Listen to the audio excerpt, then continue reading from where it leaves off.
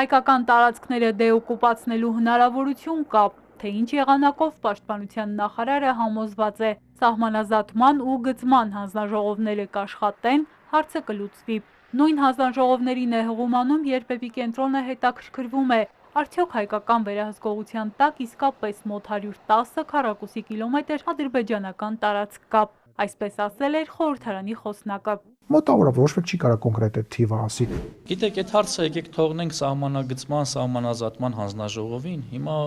խոսել մի բանի մասին, որը սահմանազատման ու սահմանագծման հանձնաժողովը պիտի աշխատի, կարծում եմ հիմա ազգային ժողովի նախագահը եթե թվերը հայտարարել, ուրեմն դրա համար ունի բավարար հիմքեր։ Թե ինչ տարածքների մասին է խոսքը, ընդդիմադիր Տիգրան Աբրահամյանը տեղեկություն չունի, բայց փորձը ասում է լավ բան չի հուշում։ Այդպիսի հայտարարությունները Բաքվի հետ նոր պայմանավորվածությունները կյանքի կոչելու սկիզբ են դառնում երբեմն։ Ձեր կողմից հղում արված պաշտոնյայի հայտարարությունը դժվար է իր իրական էության մեջ գնահատել, որովհետև պարզ չի, թե դրա հիմքում ինչ է իրականում։ Տարածքներ են, որոնք կուլիսներում քննարկվում են Ադրբեջանին հանձնելու համար եւ նախապատրաստում է դրա ադրբեջանական հռչակելու համատեքստը, թե կան բաներ, որոնց մասին միայն քարտեզագետները գիտեն եւ դրա մասին որևէ բան չեն ներկայացնում։ Դեպքեր։ Ծառայության ժամկետը 2-ից 1.5 տարի դարձնելու նախագծով էր պաշտպանության նախարարը խորհրդարանում։ Փոխվելու է արդյոք զինված ուժերի թվակազմը։ Ընդդիմադիր падգամավորները հետաքրքրվում են, նախագծի հիմքում հաշվարկներ կան, թե ոչ։ Հաշվարկներ կան, բանակը չի կրճատվելու, վստահեցնում է Պապիկյանը։ Եվս 1.5 տարի հետո մենք նույն թվականակով մարդկանց զորակոչելու ենք բանակ, ուղղակի ծառայելու են 1.5 տարի։ Պատկերացրեք, 1.5 տարի հետո զորացրվելու է 2 զորակոչի այն հատվածը, որոնք պայմանագիր չեն կնքել։ Դրանից եւս 1.5 տարի հետո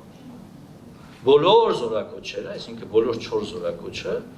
կրկին գտնվելու է բանակում, պարզապես 1.5 տարի ծառայելու։ Դե դեպքում եկեք 1 տարի դարձնենք, եթե 2-ից 1.5 տարի դարձնելու դեպքում որևէ փոփոխություն թվակազմի պարագայում տեղի չի ունեն, եկեք միանգամից մի տարի դարձնենք։ Համալրման հետ կապված մասով ես չեմ կարծում, թե մենք եկել ենք կետին հասել ենք, որտեղ այդ ռիսկերը ոչ միայն հաշվի են առած, այլ սպառնալիքները չեզոքացված են եւ դրա պայմաններում մենք շատ ավելի հեշտ կարող ենք գնալ այս թեմայով այս փոփոխությանը։ Միգուցե 3 տարի հետո, երբ որ այս թեման քննարկվեր մեկ այլ ֆորմատով, 3 տարի հետո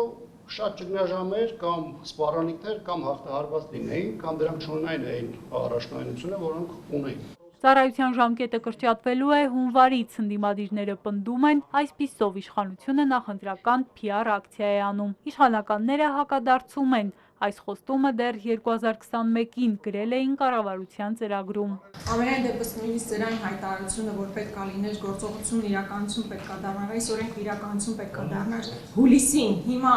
հունվարից է սկսելու աշխատել, բարձր որ սա նախընտրական տրամաբանություն ունի։ Ինչքան էլ մենք ասենք դուք ասելու եք նախընտրական է, բայց ինքը սպասված էր եւ սպասված էր վաղուց եւ եթե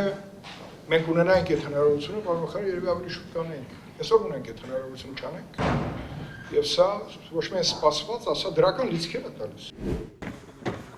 Իսկ ինչու այդ դրական լիցքերը չեն տարածվում նաև այն տղաների վրա, որոնք արդեն ծառայության մեջ են։ Պաշտպանության հանձնաժողովի նախագահն այս օրերին ամենաշատ հնչող հարցերից մեկն է ուղղում Սուրեն Պապիկյանին։ Հնարավոր չէ 6 ամիս շուտ զորացրել ավելի վաղ զորակոչվածներին։ Տալ հետադարձ ուժ օրենքին, որ դա տարածվի մնացածի վրա,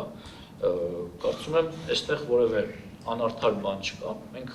խոսում ենք հունվարի 1-ից ընդունվող օրենքի մասին, որը կտարածվի այդ օրից հետո ծառայության անցնողներին ու սա համարել հարց, որը պիտի դարձնենք հանրային մեծ քննարկման ու բոլորին զորացնենք, մենք չենք կարող ամբողջ բանակը զորացրել։ Գլխադասային հանձնաժողովում նախագիծը դրական եզրակացություն ստացավ, կքննարկվի առաջիկա լիագումարում հրատապ ռեժիմով։ Օրնախարար շնորհակալություն։ Էրմինե Ղարիբյան, Ալեքսանդր Կիրոյան, Էպիկենտրոն։